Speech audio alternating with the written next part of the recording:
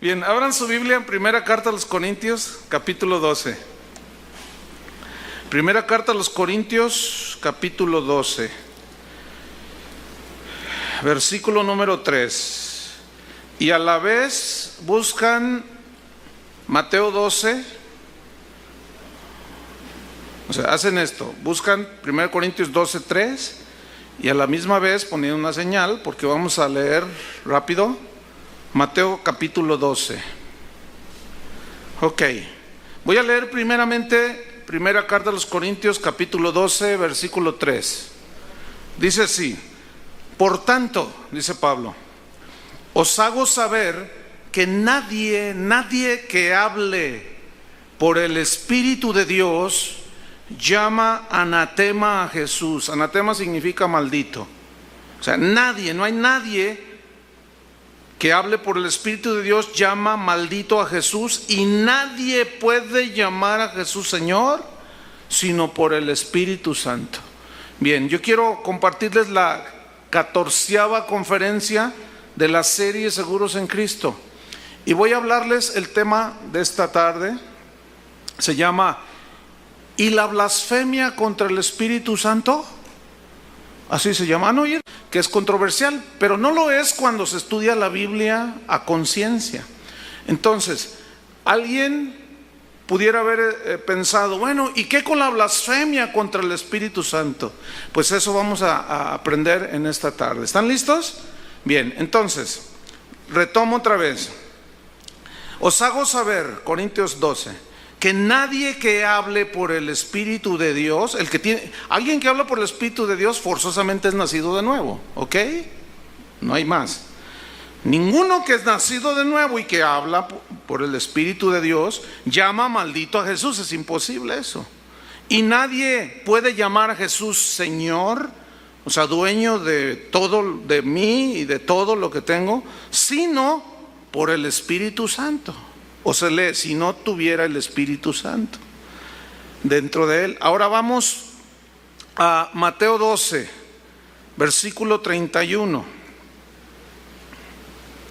Mateo 12, 31.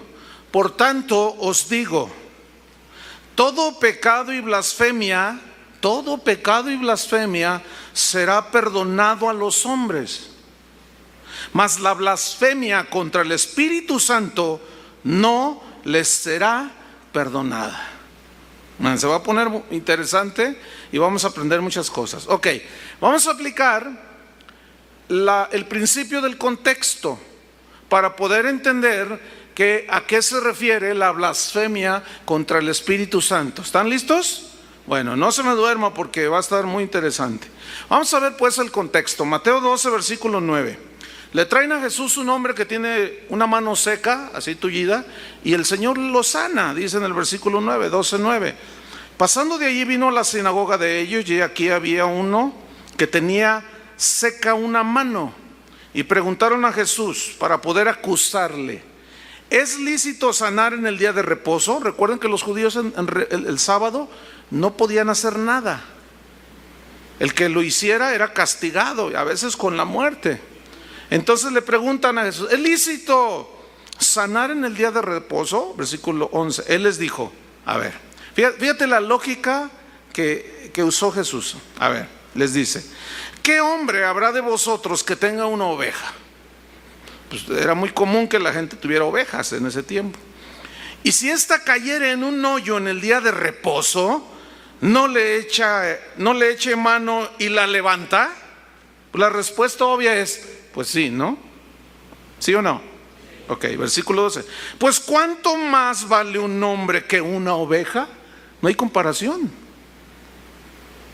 Por consiguiente, por lógica, es lícito hacer el bien en los días de reposo.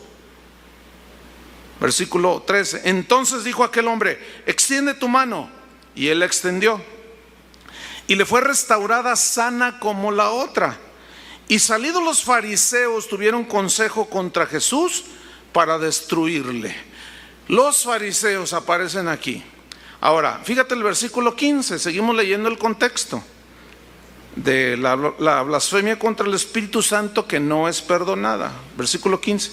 Sabiendo esto Jesús, o sea, que lo querían destruir, que lo querían matar, se apartó de ahí y le siguió mucha gente y sanaba a todos en sábado, fíjense. 16. Y les encargaba rigurosamente que no le descubriesen, para que se cumpliese lo dicho por el profeta Isaías cuando dijo: he aquí mi siervo, una profecía respecto al Mesías, a quien he escogido, mi amado, en quien se agrada mi alma. Escuchen esta frase: pondré mi espíritu sobre él. ¿Sobre quién estaba el Espíritu Santo? ¿Dentro de quién estaba el Espíritu Santo? Del Mesías, de Jesús. Ok. El plan de Dios en el plan de Dios, mejor dicho, en el plan de Dios que Él tuvo para la salvación, hay 3 puntos o 3 sucesos que debemos de entender. El número 1 es el siguiente: Dios el Padre concibió en su corazón, en su mente, el plan de salvación. Nació en su corazón el plan de salvación para todos los seres humanos. Deje una señal ahí en Mateo 12 y vaya conmigo a Efesios 1. O mire, yo lo voy a leer para ahorrar tiempo. Si no alcanza a abrir rápido su Biblia, créame que no lo voy a engañar, le voy a leer la Biblia.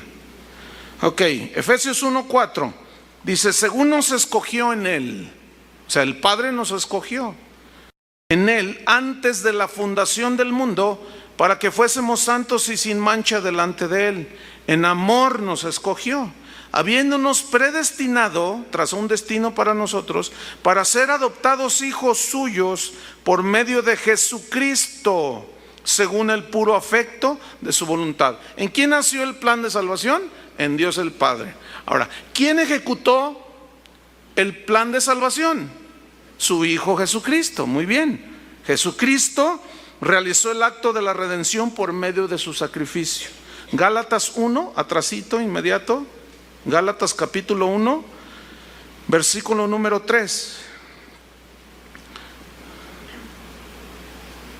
Gracia y paz sean a vosotros de Dios, el Padre. Ahí está el Padre. La gracia viene del Padre. Por gracia somos salvos por medio de la fe. Y de nuestro Señor Jesucristo. Versículo 4. El cual, es decir, Jesucristo, se dio a sí mismo por nuestros pecados para librarnos del presente siglo malo, conforme a la voluntad de nuestro Dios y Padre. ¿Quién concibió el plan de redención? El Padre. ¿Quién ejecutó el plan de redención por medio de su sacrificio? El Hijo. ¿Y qué tiene que ver el Espíritu Santo aquí? Resulta que en el plan de salvación, el Espíritu Santo es el que rocía la sangre y aplica la redención en las personas por medio de la iluminación del entendimiento y convenciendo de pecado.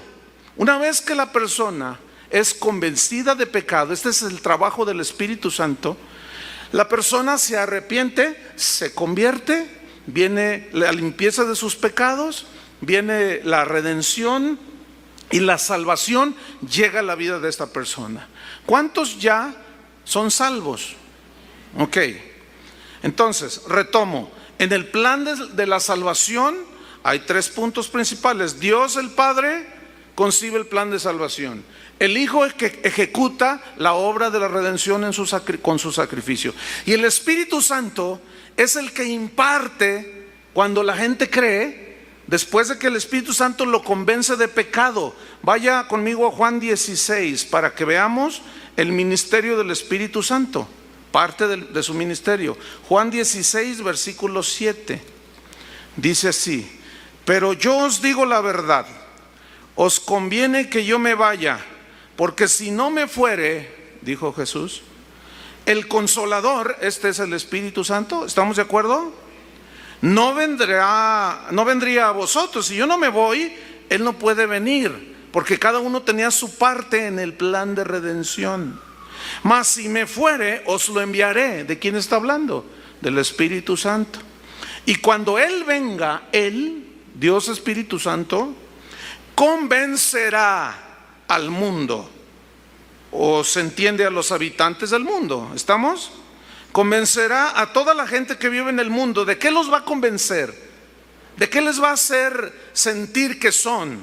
¿De qué los va a convencer? De pecado, de justicia y de juicio. De pecado, dice, por cuanto no creen en mí. ¿Cuál es entonces el ministerio del Espíritu Santo desde el momento en que Cristo ascendió al Padre? Convencer al mundo de pecado. ¿Estamos? Ok.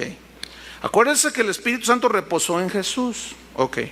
Entonces, vamos otra vez a Mateo 12 y vamos a estudiar el pasaje. Después que leímos que los fariseos se opusieron a Jesús porque sanó en sábado, porque así estaba escrito: mi siervo en quien pondré mi espíritu sobre él. Ok. Mateo 12, versículo 22. Entonces, dice, después de esto, y de haber sanado a otros muchos, fue traído a él un endemoniado. Digan todos endemoniado. Fíjese, qué historia, ¿eh? Le traen un endemoniado. Y estaba este endemoniado ciego y mudo, y le sanó. De tal manera, dice, fue su sanidad, que el ciego y mudo veía y hablaba. Él estaba ciego y mudo por una opresión y por una atadura de un demonio. Ok. En el versículo 23 todos se quedan atónitos por lo que están viendo. Vamos a leerlo. Y toda la gente estaba atónita, maravillada, así como: ¿y ahora qué es esto? El ciego ve y el mudo ahora habla. Y estaban espantados, atónitos, maravillados. Y decían: ¿será este aquel hijo de David? Porque acuérdense que los judíos estaban esperando al Mesías. Y uno de los títulos del Mesías era el hijo de David. Y decían: ¿no será este el hijo de David? Versículo 24. Aparecen ahí los mismos que lo querían destruir en el versículo 14, por haber sanado al hombre de la mano seca. ¿Cómo se llaman los que aparecen aquí? Los fariseos. Dice: más los fariseos. ¿Quiénes eran estos tipos? ¿Quiénes eran los fariseos?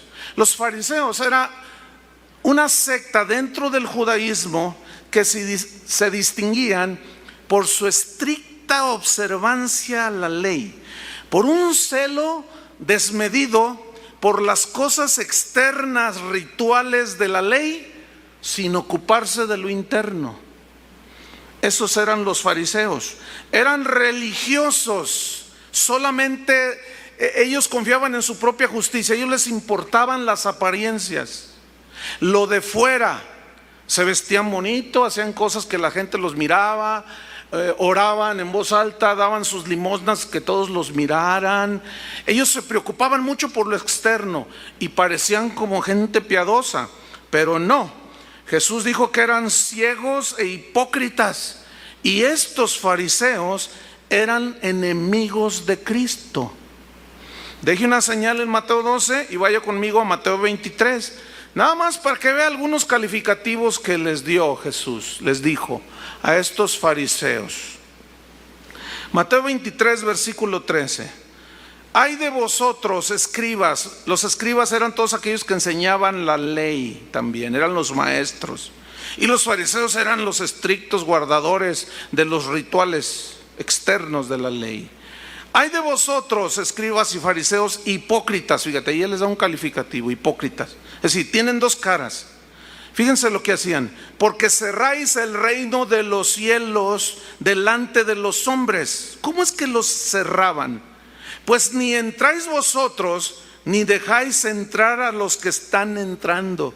Es decir, la salvación es por fe, no por obras. Pero ellos decían: no, nada de fe, es por obras, las obras de la ley. Y ni ellos entraban, ni los que querían entrar los dejaban entrar. Y Jesús les dijo: ustedes son hipócritas. Y los empieza a descubrir más. Versículo número 14. Hay de vosotros, escribas y fariseos hipócritas, porque devoráis las casas de las viudas. ¿Qué significa esto? Cuando ellos se enteraban de que una viuda rica, una mujer rica, enviudaba, luego iban: Dios me dijo que viniera a orar por usted.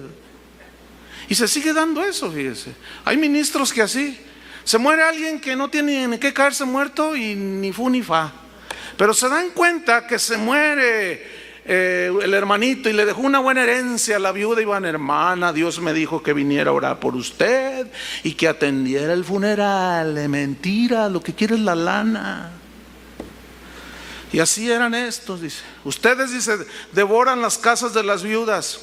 Versículo 14. Y como pretexto hacéis largas oraciones. Oh, Padre. Parece como de ultratumba, ¿no? Tú que estás sentado. ¡Ay! Horrible. Largas oraciones. Por esto recibiréis, les dijo, mayor condenación. Versículo 15. Hay de vosotros, escribas y fariseos hipócritas, porque recorréis mar y tierra para hacer un prosélito, un seguidor. Y una vez hecho, cree que lo convencen de sus ritualismos, de sus faldas largas, de su no te pongas, de tu quítate, que no sé cuánto. Una vez que lo hacen prosélito, lo hacen 2 veces más hijo del infierno que vosotros. Eso está fuerte, ¿eh? Versículo número 23. Nos vamos a saltar algunos para que los fariseos no se vayan a poner enojados contra nosotros. Nos vamos a saltar hasta el versículo 23 para que vean que nosotros no tenemos nada en contra de ellos. Dios es el que tiene en contra de ellos algo. Versículo 23. Hay de vosotros, escribas y fariseos hipócritas, porque diezmáis, o sea, dan los diezmos de la menta, del eneldo y el comino, y dejáis lo más importante de la ley. ¿Qué es lo más importante de la ley? ¿Qué decía la ley? Indefectiblemente diezmarás de todo lo que Jehová tu Dios te diere, ¿sí? Indefectiblemente diezmarás. Pero había cosas más importantes que diezmar, que eran ¿qué? La justicia, hacer justicia, misericordia y tener fe. Porque resulta que por la fe somos justificados. Pero escuchen, dice, esto era necesario hacer. ¿Qué significa esto era necesario hacer? Díganlo. Diezmar. Pues dice, ustedes diezman esto y esto y esto y esto, pero dejan lo más importante de la ley: la justicia, la misericordia y la fe. Esto era necesario hacer. ¿Qué? Justicia, misericordia y fe, sin dejar de hacer aquello. ¿Qué es aquello? Diezmar. ¿Ven? Para los que dicen que no está en el Nuevo Testamento. Versículo 24. Guías ciegos que coláis el mosquito y tragáis el camello.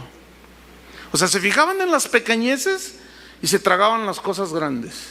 Y así hay mucha gente, fíjense. Hoy hay fariseos. Se cuelan el mosquito y se tragan el camello. Dice 25. Hay de vosotros, escribas y fariseos hipócritas, porque limpiáis lo de fuera del vaso, lo de fuera, y del plato, pero por dentro estáis llenos de robo y de injusticia. Fariseo ciego, limpia primero lo de dentro del vaso y del plato, para que también lo de fuera sea limpio. Noten por dónde empieza Cristo. ¿Por dónde? Por dentro y después por fuera. Por eso alguien que dice, yo soy salvo y por fuera no se ve nada, no eres. ¿Estamos o no? Ok, versículo 27.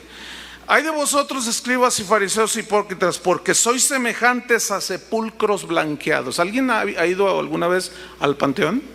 Algún día indefectiblemente irás. Pero allí hay tumbas bien bonitas. Hay una aquí en el Parque Funeral Colonias que tiene una cúpula de oro. ¿La han visto? Bueno, están bien bonitas. Les ponen, son de mármol y les ponen adornos y flores y se ven bien bonitas por fuera. Pero por dentro, ¿qué hay? Puros huesos de muerto, pura carne podrida. es un nido de gusanos, podredumbre, corrupción del cuerpo humano, hedor. Dice, así son ustedes, por fuera están, pero de corbatita amarilla y todo, pero por dentro, ¿qué hay dentro? A ver, fíjate, yo te miro solo por fuera, tú me ves solo por fuera, pero ¿qué hay acá adentro? A ver, ¿qué hay dentro de ti? ¿Qué hay dentro de mí? ¿Hay vida o hay podredumbre? ¿Hay santidad o hay corrupción?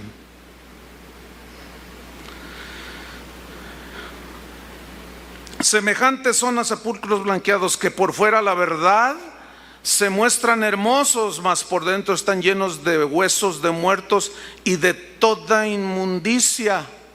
Así también vosotros por fuera a la verdad os mostráis justos a los hombres, pero por dentro estáis llenos de hipocresía e iniquidad. Y mire, no termina, sigue ahí, pero aquí le vamos a dejar. Vamos a Mateo 12, versículo 24. Entonces, ¿quiénes eran los fariseos? Acuérdense que estamos leyendo el contexto de la blasfemia contra el Espíritu Santo, que no es perdonada. Ok, Jesús sana a un hombre de la mano seca, se cumple la escritura, mi espíritu está sobre él, el Padre concibe la obra de salvación, el Hijo la ejecuta y el Espíritu la aplica en las personas. Le traen un endemoniado, ciego y mudo, el Señor lo sana, ve y habla, la gente se maravilla y aparecen los fariseos. Versículo 24. Mas los fariseos al oír que seguía haciendo milagros, decían, escuchen lo que decían, este no echa fuera los demonios, sino por Belcebú, príncipe de los demonios. ¿Quiénes eran los fariseos? Pues eran los opositores de Jesús. Eran los que rechazaban que Jesucristo era el Hijo de Dios y lo acusaron. Le dijeron, no, este no echa fuera los demonios, sino por Belcebú. ¿Quién es Belcebú? Dice aquí, príncipe de los demonios. Es una referencia obviamente a Satanás, pero aquí se le llama Belcebú. ¿Qué significa Belcebú? La palabra Belcebú casi en el griego suena igual, pero su origen, la raíz de esta palabra Belcebú es de origen caldeo y tiene dos significados. Uno es Señor de las moscas. Ahora escúcheme bien, ¿dónde se paran las moscas? En la suciedad, ¿sí o no? En lo sucio. El siguiente significado de Belcebú, aparte de Señor de las moscas, es del estiércol, Dios del excremento. ¿Dónde se paran las moscas? En el excremento, se regodean en el excremento las moscas. Son de los insectos más inmundos que hay. Yo quiero que usted ponga atención. ¿Qué le están diciendo a Jesús los fariseos? Por el Señor del excremento, hace esas señales. ¿Se imaginan? Por el Señor de las moscas, echa fuera los demonios. Por el Señor del estiércol y del excremento. Ese es el poder que tiene ese Jesús. Por el Belcebú que trae adentro. Fíjate nomás. Versículo 25. Sabiendo Jesús los pensamientos de ellos, les dijo, fíjate, y les pone 3 ejemplos lógicos, razonables, que cualquiera puede entender. Les dijo, ¿conoce sus pensamientos? Los mira a la cara y les dice, escucha, fariseo, todo reino dividido contra sí mismo es asolado o queda desierto cuando se pelean entre sí mismos. ¿Sí? Es asolado. Toda ciudad o casa dividida contra sí misma no permanecerá. En el griego significa no queda en pie, se destruye. Versículo 26. Y si Satanás, Beelzebú, el dios de las moscas y del excremento, del estiércol, escuchen bien, razonen, fariseos, hasta tontos son. Una casa dividida contra sí mismo no permanece. Y si Satanás echa fuera a Satanás, contra sí mismo está dividido, pues, ¿no? ¿Cómo pues, dice, pregunta Jesús, permanecerá su reino? Es ilógico totalmente, ¿no es cierto? ¿Cómo Satanás va a echar a Satanás? Es como cuando alguien tiene contacto por medio de mediums y todo lo que es esoterismo y brujerías, tiene contacto con Satanás y se le meten 20 chamucos y está todo así, que oye voces aquí y que está todo deschavetado y que no sabe qué, y siente que lo persiguen y en la noche le mueven la cama y le hacen cosquilla en los pies y le hacen de todo al pobre. Entonces alguien le dice, mira, yo conozco un brujo en San Martín de las Flores, él te puede hacer un trabajito. Y va y le hace el supuesto trabajito y supuestamente se sana, pero a los 15 días y al mes está peor. ¿Por qué? Porque Satanás jamás va a sacar a Satanás, porque si no, ¿cómo su reino va a permanecer? Escuchen lo que Jesús les dice. Ustedes dicen que yo por el dedo del señor de las moscas y el dios del estiércol, yo echo fuera a los demonios. Entonces, ¿cómo va a permanecer el reino de Satanás? Era una pregunta obvia. La respuesta era obvia también. Versículo 27. Fíjate lo que dice. Y si yo echo fuera los demonios por el señor del excremento, por el señor de las moscas, con el poder de Beelzebú, de un espíritu inmundo, satánico, les pregunta, ¿por quién lo echan vuestros hijos? ¿Saben por qué les preguntó? Porque en ese tiempo ya había dentro del judaísmo algunos que hacían exorcismos, ya desde el Antiguo Testamento. No hay muchos registros sobre esto en la Biblia, pero hay escritos de rabinos que escribieron a la par del desarrollo de la historia de Israel y decían que había exorcistas que de alguna manera se daban cuenta que eran demonios que poseían a las personas y ellos los expulsaban en el nombre de Dios, por el dedo de Dios decían, sal fuera, y exorcizaban a la gente de aquel entonces. Por eso Jesús les dijo, ok, si yo echo fuera los demonios, en el 27, por Beelzebú, por el dedo y el poder del dios del excremento, ¿por quién lo echan vuestros hijos? A ver, respóndanme. Pues ellos, les dice, ¿serán qué? Vuestros jueces. Porque no puede haber contradicción, Satanás no puede echar fuera a Satanás.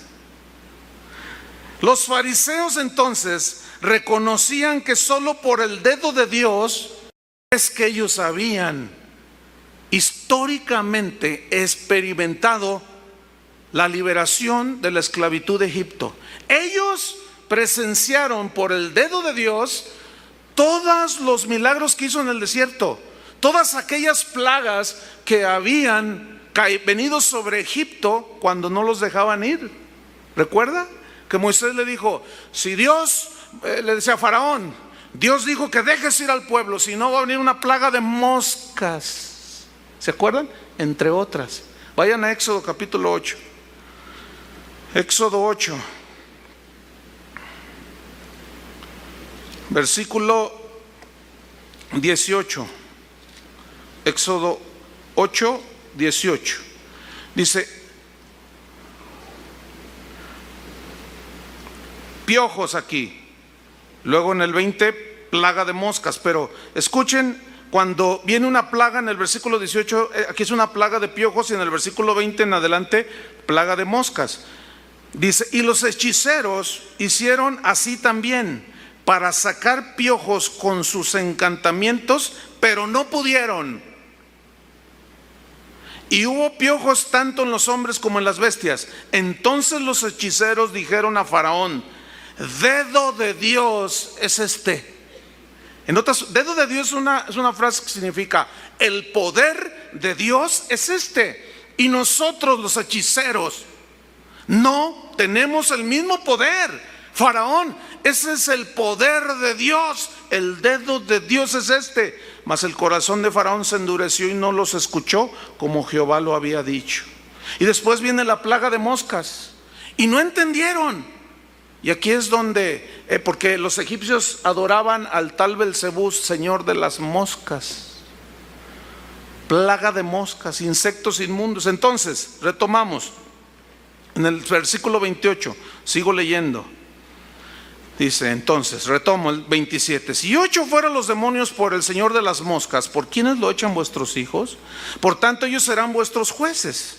Pero si yo por el Espíritu de Dios, hay algunas versiones que dicen, pero si yo por el dedo de Dios, ¿qué dice en Éxodo? Dedo de Dios es este. Dijeron, si yo por el Espíritu de Dios echo fuera los demonios, ciertamente ha llegado a vosotros el reino de Dios. ¿Qué es el reino de Dios? El reino de Dios se diferencia definitivamente del reino satánico. En el reino satánico y en el reino de Dios hay un rey respectivamente. En el reino satánico, ¿quién es el príncipe de las tinieblas? ¿Quién es el príncipe de este mundo? ¿Quién es el que gobierna las vidas de aquellos que no conocen a Cristo? Satanás, Belcebú, el señor del excremento, el inmundo. Pero una vez que alguien cree en el sacrificio de Jesús, ha llegado, ¿qué? Al reino de Dios. ¿Se acuerdan que Jesús dijo, el que no naciere de nuevo no puede ver, ¿qué? El reino de Dios. Y en ese reino de Dios, ¿quién es el rey? Dios es el rey. Jesucristo es el príncipe, ¿sí? Y también es llamado el rey de reyes. Cada rey tiene dominio sobre su reino. Jesús en su reino. ¿Cuántos viven en ese reino? Nadie puede llamar a Jesús Señor sino por el Espíritu. Y Señor es el que señorea y gobierna. ¿De cuántos es el Señor Jesús? Vivimos entonces en el reino de Dios. Pero los que rechazan a Jesús viven en el reino de las tinieblas. Por eso dice Pablo que fuimos trasladados del reino de las tinieblas al reino de la luz. Así dice. Ok. Retomo, versículo 28, entonces. ¿Ha llegado a vosotros el reino de Dios? Si por el Espíritu de Dios echo fuera los demonios. ¿Qué estaba demostrando Jesús? Jesús estaba demostrando que Él era el Hijo de Dios, que la escritura de 12, 18 se estaba cumpliendo en Él. Lo mismo que el de Marcos capítulo 4. El Espíritu del Señor está sobre mí por cuanto me ha ungido. Me ha ungido para llevar buenas nuevas a los abatidos, dar libertad a los cautivos, etcétera, etcétera, etcétera, etcétera. Apertura de la cárcel a los oprimidos por el diablo. El reino, estas escrituras, dijo, se han cumplido el día de hoy. Fue y se sentó y todos los ojos de la gente estaban sobre Jesús. Y dijeron, ¿quién es este? Que dice que es el Mesías. Y sale de en medio de ellos, porque le dijeron blasfemo. Te haces hijo de Dios y no eres el Hijo de Dios. Y comienza su ministerio, y comienza a liberar a los cautivos, y comienza aquí a sanar, y libera a este endemoniado. Y aparecen los fariseos. Tu poder viene del señor de las moscas. Tu poder viene del señor del excremento. ¿Ustedes creen eso? Sí. Bueno, pues si yo por el dedo de Dios echo fuera a los demonios, por el poder de Dios, por el Espíritu de Dios, que aquí es importante señalar lo que dice en el versículo 28. Pero si yo por el Espíritu de Dios, ahí se ve cómo es por el poder del Espíritu. El Espíritu es el que ejecuta el mandato de Dios, el Padre, Cristo y Cristo, el Dios el Padre y su Hijo Jesucristo. Y es el Espíritu Santo el que ejecuta todo. Ya lo expliqué hace un rato. Entonces, si por el Espíritu de Dios echa fuera a los demonios, ciertamente ha llegado a vosotros el reino de Dios. Entonces, repito, eso estaba demostrando que Jesús era el Hijo de Dios y que su poder sobre Satanás era mayor. En Marcos 5, no lo busque, del versículo 1 al 20 está otra historia de un hombre que se le conoció como el Gadareno, el endemoniado Gadareno. Dice la escritura que llegó Jesús a la región de Gadara y había un hombre que vivía en los sepulcros, que andaba desnudo, que le ponían cadenas y lo amarraban, pero los demonios era una legión, eran más de 2000 demonios que estaban dentro de este hombre. Hacían que rompiera como si fueran de papel las cadenas y se hería con piedras, dice. Entonces cuando llega Jesús y se para enfrente del endemoniado, dice que los demonios que estaban dentro del hombre le dijeron: ¿qué quieres con nosotros, Jesús? Sabemos que eres el Hijo de Dios. ¿Por qué vienes a atormentarnos antes de tiempo? Y le rogaban que se fuese. Y Jesús les dijo: salgan fuera de ahí. Ese cuerpo me pertenece porque yo lo creé, yo lo formé, yo lo hice. Y le dicen a Jesús: bueno, está bien, permítenos irnos a meternos en esos cerdos. Vayan y métanse a esos cerdos, animales inmundos también. ¿Y dónde andan los cerdos? En el excremento. Yo quiero que tú vayas viendo el panorama de lo ofensivo que le dijeron a Jesús que hacía cuando sanaba a un enfermo, cuando liberaba a un hombre. ¿Lo están captando? Porque esto es muy importante, porque este es el contexto de la blasfemia contra el Espíritu Santo que jamás será perdonada, dice. Ok, sigo leyendo, versículo 29. Porque, y hace una pregunta también, fíjate, muy interesante. Porque, ¿cómo puede alguno entrar en la casa del hombre fuerte? Fíjate.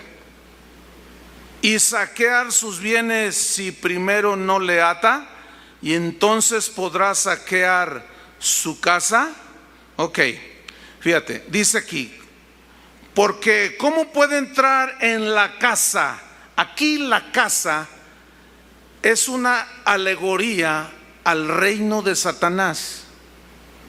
¿Encaja o no? ¿Sí o no? ¿Sí o no? Sí. Ok, contéstenme pues no me dejan ahí Entonces, retomo. ¿Cómo puede alguno entrar en la casa?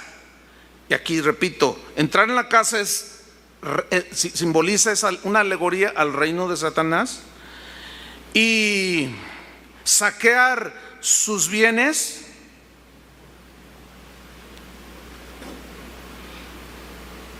si primero no le ata.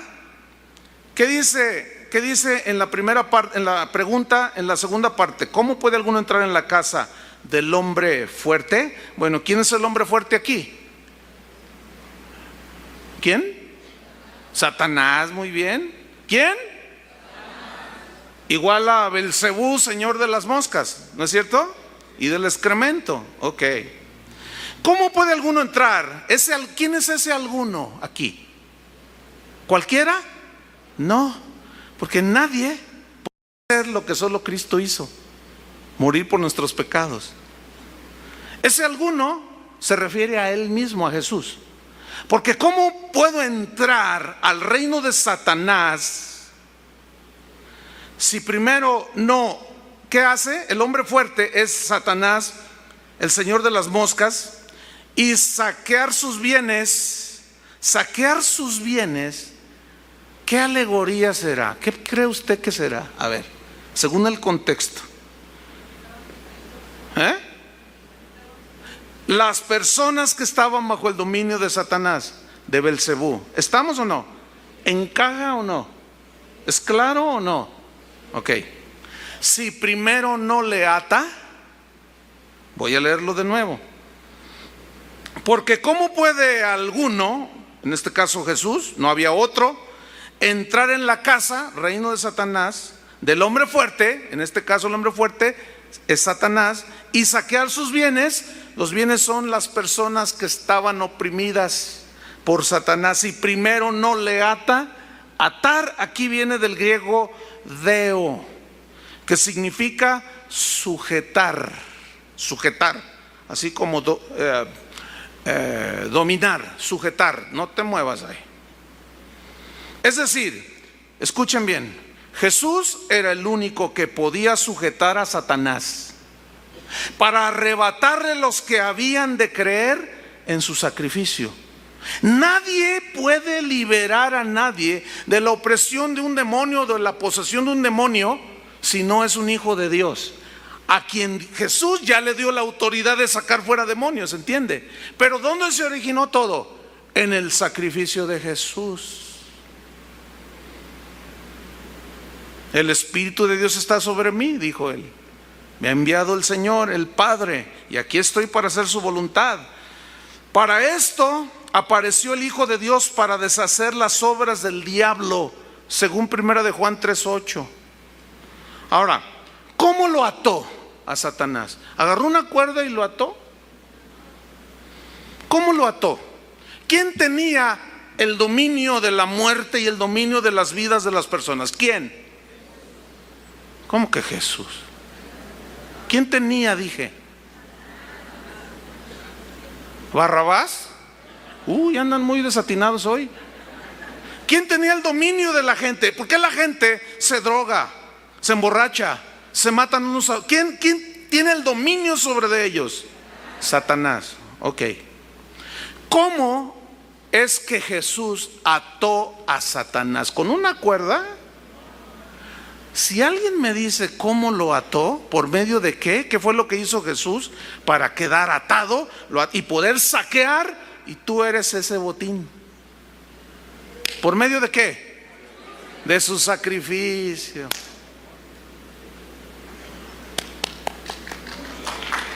Nomás una le atinó, pero está bien, le atinó.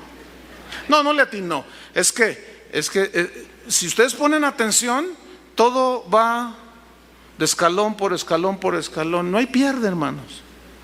¿Cómo fue que lo ató?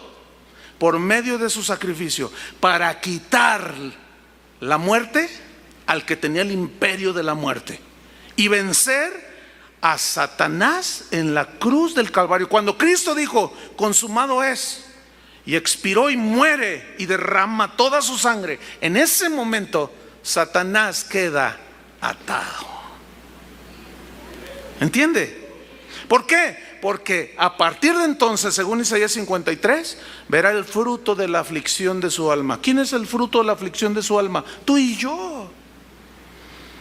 Tú y yo estábamos oprimidos y en las garras y en el dominio de Satanás, pero cuando alguien nos habló del glorioso evangelio, el Espíritu Santo nos iluminó, nos convenció de pecado, confesamos nuestros pecados, nos perdonó los mismos y nacimos de nuevo. Ya no somos esclavos del pecado. Satanás ya no se enseñorea de nosotros, del que es nacido de nuevo. ¿Estamos? Entonces, fíjate, yo quiero hacer una anotación aquí. En ninguna manera Jesús está enseñando en estos textos que nosotros podemos atar a Satanás. ¿O sí? ¿Dice aquí que nosotros podemos atar?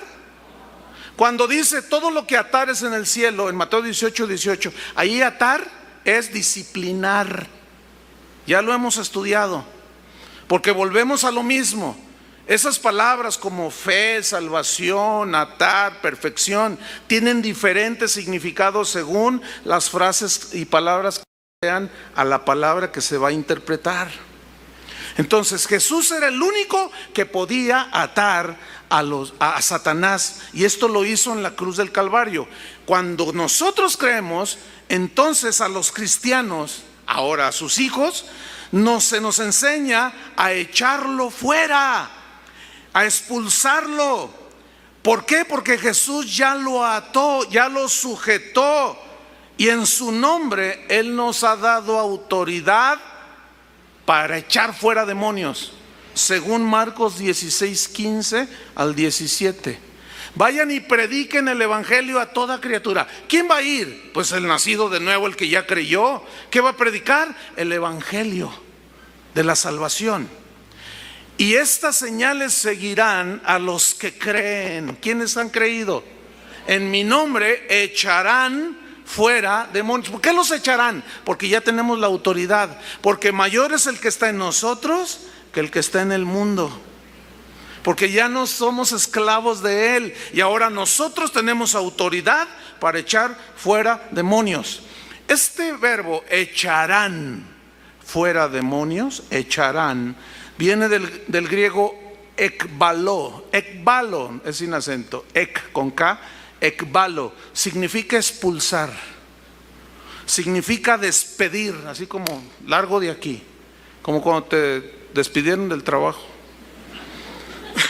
Significa sacar. Y no se expulsa, o sea, fíjense, atar no es la típica esa doctrina que no tiene sustento bíblico. Te ato espíritu de alcoholismo. No existe eso en la Biblia, hermanos. No tiene base bíblica eso. Porque a nosotros no se nos instruyó a atar demonios, a nosotros se nos instruyó a expulsar, a echar y a despedir y a sacar de dentro de las personas los demonios. A los apóstoles de Jesucristo en el libro de los Hechos nunca se les ve atando a Satanás ni atando demonios. Si alguien me enseña un solo versículo, yo cambio esto. ¿Alguien me puede decir un versículo donde los apóstoles ataron demonios? ¿Ataron a Satanás? Si ellos lo entendieron, ¿por qué nosotros no lo vamos a entender? Nunca se les ve pues atando a Satanás ni a demonios, pero sí se les ve expulsando demonios, echando demonios, sacándolos fuera. ¿Se acuerdan que iba Pablo? Dice que había una muchacha que tenía un espíritu de adivinación y decía, este es siervo del Altísimo, y un día lo enfadó. Y dijo, ya me enfadaste, y que va, espíritu de adivinación, sal fuera. Y pum, la muchacha se convulsiona, cae al piso y es liberada. Y se le echaron encima a Pablo porque esa muchacha adivinaba. Era Madame Sassou. Y los dueños de esa muchacha, que aparentemente era una esclava que estaba posesa por un espíritu, dijeron los dueños, el motivo de nuestra ganancia ya no existe, porque ese Pablo le expulsó el espíritu, el demonio que traía. Nunca le dijo, te ato. Ellos lo entendieron bien. ¿Por qué nosotros no lo vamos a entender bien? ¿Por cuántos años hemos estado allí peleándonos? Atamos el espíritu de narcotráfico. Tenemos, de que salió esta doctrina errónea, casi 20 años. Pregunta, ¿se logró atar el espíritu de narcotráfico? Ya está. Narcotienditas hay. O sea, es decir, no solo le hicimos cosquillas, no solo no logramos detener, porque así no es la manera. ¿Cómo es que la gente es liberada? Cuando se le predica el evangelio, el Espíritu Santo lo convence de pecado y se le empiezan a manifestar los demonios, y ahí es cuando los echamos fuera los demonios. Pero no es haciendo oraciones mágicas como los chamanes. No se ve pues a los discípulos atando demonios, sino echándolos, expulsándolos. Eso es lo que significa aquí atar. Vamos a Mateo 12. Retomamos versículo 29. Porque ¿cómo puede alguno, Jesús, entrar en la casa, reino de Satanás, del hombre fuerte, Satanás, y saquear sus bienes? La gente que estaba allí, esclavizada, si primero no le ata, le sujeta, y entonces podrá ¿qué? Saquear su casa. Este verbo saquear viene del griego harpazo. con Z. Significa arrebatar. Significa llevarse por la fuerza lo que le pertenece. ¿Qué hizo Jesús pues? Ató a Satanás, lo sujetó y le dijo: dame lo que es mío. Pues no te lo doy. ¿Cuántas veces haciendo exorcismos, expulsando demonios? Sal fuera de él. No lo suelto. ¿Y tú quién eres para decirme que me salga? No me salgo, dice. ¿No te sale? No le cuento ni 3. Con la autoridad del Señor, con el poder de Dios, con el dedo de Dios, por el Espíritu de Dios, con ese poder es que he podido, en lo personal, y muchos de ustedes han tenido esas experiencias, haber expulsado demonios. Esto le pertenece, esta persona le pertenece a Dios. Es arrebatar, es llevarse por la fuerza lo que le pertenece a Dios. ¿Y quién le pertenece a Dios? Todos los seres humanos, por razón de creación son de Él, pero al pecar nos alejamos de Él y Satanás tomó dominio. Llega Jesús, los sujeta, nos libera y ahora nosotros somos embajadores y libertadores también. Mientras yo estoy predicando, yo estoy trayendo una liberación por lo que estoy diciendo. Miren, yo hablo y el Espíritu de Dios toma esas palabras, te las ilumina en tu mente y te las aplica, tú las crees y es como empiezas a mover tus brazos, es decir, soy libre, yo le pertenezco a Dios. Volvimos finalmente al que nos creó. ¿No le dan un aplauso a Dios? Gracias, Señor.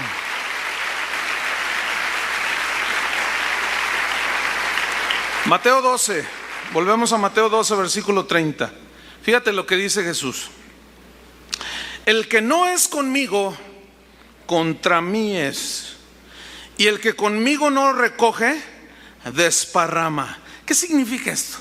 Mira, escúchame bien, la guerra entre Jesús y Belcebú, Satanás, es de tal naturaleza que no admite neutralidad. ¿Saben lo que es neutralidad? ¿Se acuerda de los tibios? Cuando no eres ni frío ni caliente, sino tibio. Yo soy neutral. Yo ni para acá ni para allá. No. El que no es conmigo es contra mí. No hay neutralidad en Cristo. Es decir, ¿eres de Cristo o eres de Satanás? ¿Estás con Él o estás en contra de Él? No puedes estar, pues yo soy simpatizante. Pues mira, no te pases de simpático. Porque yo te voy a decir, si tú nada más eres un simpatizante, estás en contra de Jesús. Porque no hay neutralidad. El que no es conmigo, está contra mí. El que conmigo no recoge, desparrama. ¿Eres amigo de Jesús o enemigo de Jesús? ¿Quiénes eran los fariseos? ¿Qué eran de Jesús? ¿Eran sus amiguitos? ¿Eran sus enemigos acérrimos? ¿Recoges con Cristo o desparramas para Belcebú, el señor del excremento? ¿Te imaginas servir al señor del excremento? Eso éramos nosotros. Servíamos a Satanás. Por eso dice que nos levantó del fango cenagoso, refiriéndose a toda la mugre. Versículo 31.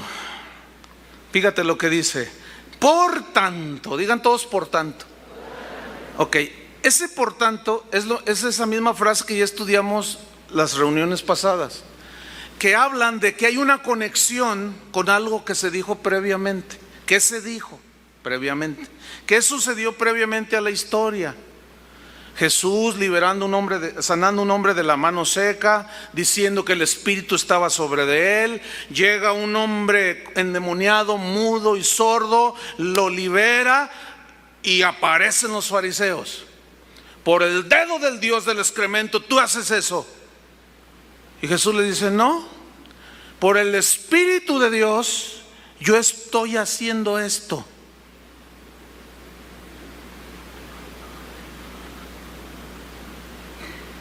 ¿Qué más le dice en el versículo 31? Por tanto, ¿Qué significa esa frase? En vista de su oposición, escuchen, les está diciendo los fariseos, está hablando con los fariseos, porque lo están acusando. Por tanto, en vista de que se oponen, en vista de su incredulidad, no creen que yo soy el Hijo de Dios. Ustedes están rechazando y me están acusando, diciendo que por el poder del Señor del excremento yo echo fuera a los demonios. Por tanto, como ustedes no creen que por el poder del Espíritu de Dios echo los demonios, ¿qué dijo? Todo pecado y blasfemia será perdonado a los hombres. Todo pecado y blasfemia. Fíjate, ahorita les digo lo que es blasfemar. Pero todo pecado, ¿qué es todo pecado? Lo peor que te puedas imaginar, blasfemia. ¿Se acuerdan que Pablo dice en 1 Timoteo que Dios tuvo misericordia de mí habiendo sido antes un blasfemo? ¿Qué blasfemaba? ¿Qué no blasfemaba a Jesús? ¿Qué no blasfemaba la obra? ¿Qué no perseguía a los cristianos? Todo pecado, dice, por tanto, todo pecado y blasfemia será perdonado a los hombres, mas la blasfemia contra el Espíritu Santo no les será perdonada. Aquí la clave es entender qué significa blasfemia. ¿Qué significa blasfemar? Viene del griego, es una palabra yuxtapuesta, son dos juntas. Viene del griego blasfemos. La primera palabra, blax, significa, escuchen bien lo que significa. Significa torpe, tonto, estúpido. Eso dice el diccionario en griego. Esa es la primera palabra de blasfemos, que se tradujo blasfemia. Blax, torpe, estúpido, lento. Y feme, o sea, blasfeme, significa habla o el habla. Entonces, ¿cómo se entiende? ¿Qué significa? Hablar torpemente, tontamente, estúpidamente en contra del Espíritu Santo. Ahora, escuchen bien, porque aquí viene el desenlace. La blasfemia al Espíritu Santo no se refiere aquí a un acto o a una acción en particular, como mentir, robar, matar, adulterar. No. Cualquier pecado puede ser perdonado, aún matar. ¿Estamos? ¿Sí o no? Entonces, si por un lado la Biblia dice, escuchen bien, que Él perdona todos nuestros pecados, aún matar, lo peor que te puedas imaginar, entonces ¿a qué se refiere? Que la blasfemia contra el Espíritu Santo jamás será perdonada. Escuchen, significa al rechazo consciente de la luz del Evangelio y del sacrificio de Cristo, y sobre todo de hablar tontamente, estúpidamente, al atribuirle a Belcebú, al señor de las moscas y del excremento, las obras del Espíritu Santo. ¿Cuál es la obra del Espíritu Santo? ¿No es convencer de pecado, de justicia, de juicio? ¿No es el Espíritu Santo dándonos dones a nosotros? ¿No es el Espíritu Santo vivificando nuestro espíritu? Entonces blasfemar, escuchen bien, esto es bien importante, no es lo mismo que ofender al Espíritu Santo. No es lo mismo, porque ofendemos al Espíritu Santo cuando le desobedecemos, ¿cierto? Y lo contristamos, según Efesios. Dice, no contristáis al Espíritu Santo. ¿Cómo es que contristamos y ofendemos al Espíritu Santo? Cuando no le obedecemos. Y cuando hacemos cosas que no es la voluntad de Dios y no escuchamos la voz del Espíritu Santo. O si la escuchamos, que nos dice, no, detente, y aún así nosotros decidimos por lo malo, escuchen bien, esto es ofender al Espíritu Santo. Y todo esto es perdonado a los hijos de Dios. Primera de Juan 1, 7 al 9. 2:1 dice, estas cosas les escribo para que no pequéis. Mas si alguno hubiere pecado, tenemos un abogado para con el Padre. ¿A quién? A Jesucristo. ¿Quién concibió la obra? El Padre. ¿Quién la ejecutó? El Hijo, perdón. ¿Y quién aplica la sangre del Cordero? El Espíritu Santo. Según 1 de Pedro 1, 3. Somos rociados con la sangre de Cristo por el Espíritu, por el Espíritu de Dios, ahí dice claramente. Entonces, escuchen bien, si confesamos nuestros pecados, Él es fiel y justo para perdonarnos y limpiarnos de toda maldad. Pregunto, ¿aún matar? David mató. ¿Cuántos creen que estará allá en el cielo? ¿Por qué estará allá en el cielo si hizo cosas terribles? ¿Por qué? Porque se arrepintió. Saúl no lo verás allá, ni Judas. ¿Y por qué Pedro sí y Judas no? Porque uno sí era nacido de nuevo y el otro no. Entonces, esto está tomando un final tremendo. Escuchen. Calumniar al Espíritu Santo, porque también blasfemar es calumniar. Calumniar es decir una mentira acerca de alguien. Eso es calumniar. Es decir, calumniar al Espíritu Santo atribuyéndole a Belcebú mismo lo que hizo Jesús, rechazar su obra como lo hicieron los fariseos. Esto no puede ser perdonado. Esa es la blasfemia contra el Espíritu Santo. Negar, rechazar, ¿qué? ¿Qué? A ver. Y atribuirle a Satanás lo que el Espíritu Santo hace. Dice Hebreos que el Hijo de Dios se ofreció al Padre por medio del Espíritu eterno, el Espíritu Santo. ¿Lo entendieron o no? Ahí va otra vez. Yo tengo paciencia, se lo explico. ¿Por qué no? ¿Por qué? La pregunta es, ¿por qué calumniar al Espíritu Santo al atribuirle las obras de Belcebú? ¿Por qué es blasfemia al Espíritu Santo rechazar la obra de Cristo? ¿Es negar lo que Dios hizo? Porque el que rechaza al Espíritu, al único, es decir, al Espíritu Santo, que es el único que lo puede convencer de ¿qué? De pecado, y es el único que lo puede rociar con la sangre de Cristo, y el Espíritu es el único que puede aplicar esa sangre para que tus pecados sean borrados.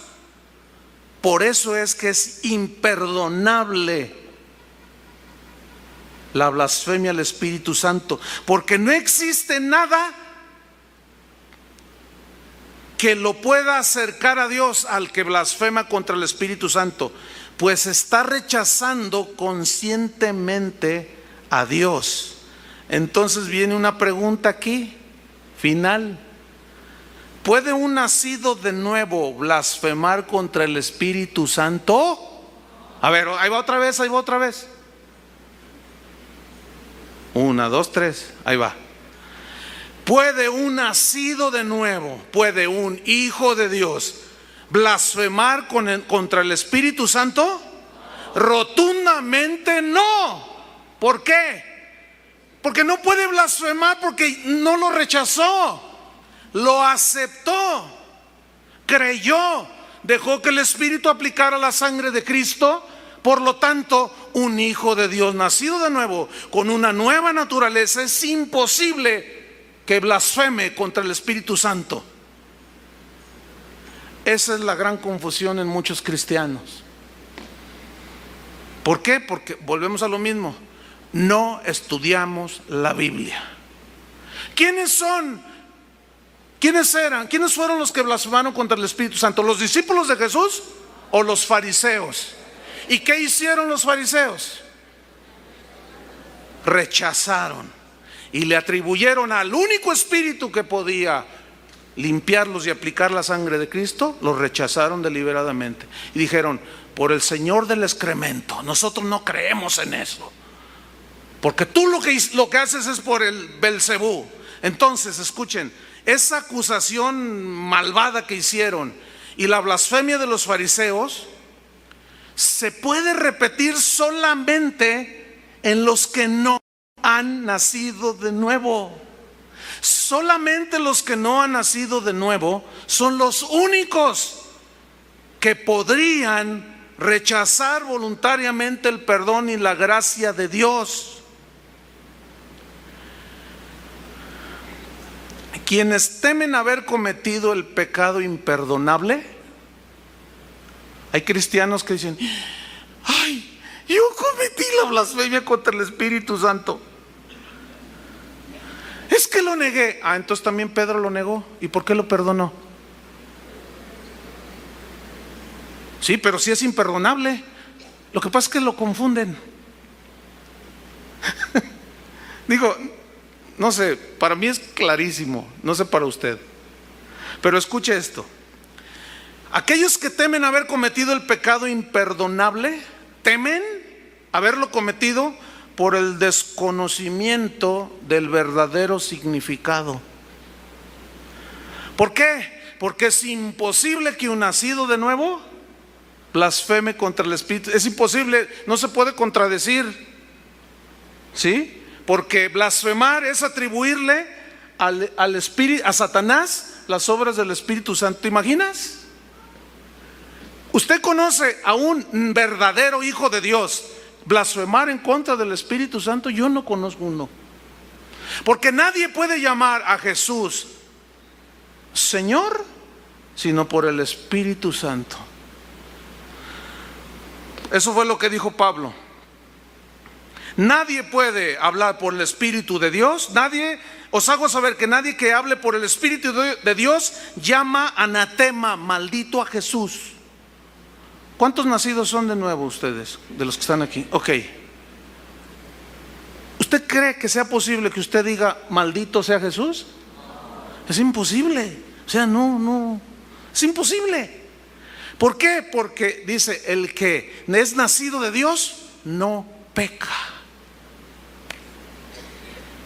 Porque tiene una nueva naturaleza. Es imposible que esa nueva naturaleza maldiga a Jesús si es la misma que Dios tiene. Así como es imposible que Satanás eche fuera a Satanás. ¿Verdad que es imposible eso? ¿Cómo Satanás se va a echar fuera a sí mismo? Pues tampoco un hijo de Dios va a blasfemar en contra de Dios. Es imposible totalmente. Entonces, un verdadero hijo de Dios jamás tendrá por inmunda la sangre de Cristo. Esto no existe.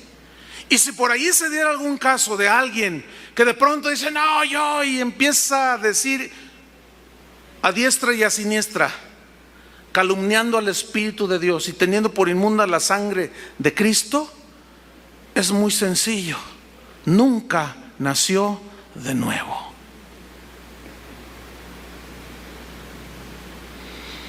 Un ejemplo terrenal, vamos a bajarnos un poquito. Tú puedes tener un hijo que reniegue de ti. Digo, tú no eres mi padre. O tú no eres mi hijo. Pero nada más por decir, ya no es tu hijo. No eres su padre, ¿verdad que no? Porque es una relación irreversible. Una vez que eres hijo de Dios para siempre. Es irreversible. No hay otra. Entonces, cierro con esto: un verdadero hijo de Dios jamás tendrá por inmunda la sangre de Cristo, como sangre de animales. Porque al aceptarlo, una persona, al aceptar a Jesús, entra en la posición y en la seguridad de que al haberlo aceptado a Cristo, jamás, fíjense, jamás podrán cometer blasfemia contra el Espíritu Santo.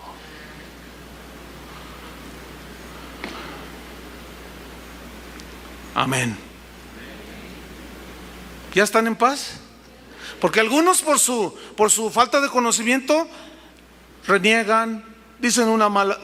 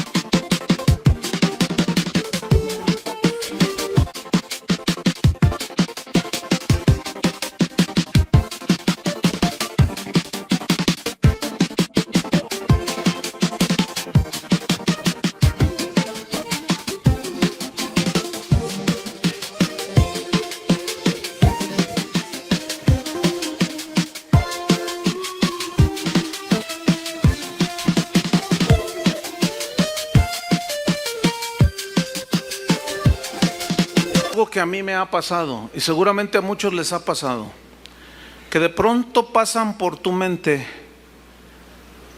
de pronto no sabes de qué manera, pero de una manera inexplicable pasa por tu mente algo en contra de Jesús. ¿Les ha pasado? ¿Sí les ha pasado? ¿Qué significa eso? ¿Eso es blasfemar del Espíritu Santo? ¿Verdad que no? No, porque escuchen, la batalla espiritual que nosotros hoy tenemos, ¿en dónde se libra? Acá. Háganle todos aquí. Aquí. Es de argumentos, es de ideas. Por eso dice Pablo, derrimando argumentos y toda altivez que se levanta contra el conocimiento de Cristo. Pero ahora tú puedes tener dominio sobre ti mismo. Tienes que ejercer esa autoridad y decir: vete de mí, Satanás, resístelo, como lo hizo Jesús. Escrito está: soy nueva criatura, soy hijo de Dios, y para mí Jesucristo es el Hijo de Dios, y el Espíritu de Dios es el Espíritu Santo para mí, que me santifica, que me vivifica, el que me da poder y el que me sigue revelando y el que me sigue convictando de mis errores. Y te darás cuenta entonces que jamás un nacido de nuevo como tú, jamás blasfemarás. Ni has blasfemado en el pasado, ni blasfemarás en el futuro, porque eso es literalmente imposible. ¿Puedes llamar a Jesús Señor? Mi Señor, levanta tus manos. Nadie puede hacerlo si no tiene el Espíritu de Dios. ¿Ven? Nadie puede hacerlo. Nadie que hable por el Espíritu de Dios puede llamar maldito a Jesús, ¿verdad que no? ¿Tú lo harías? No, imposible.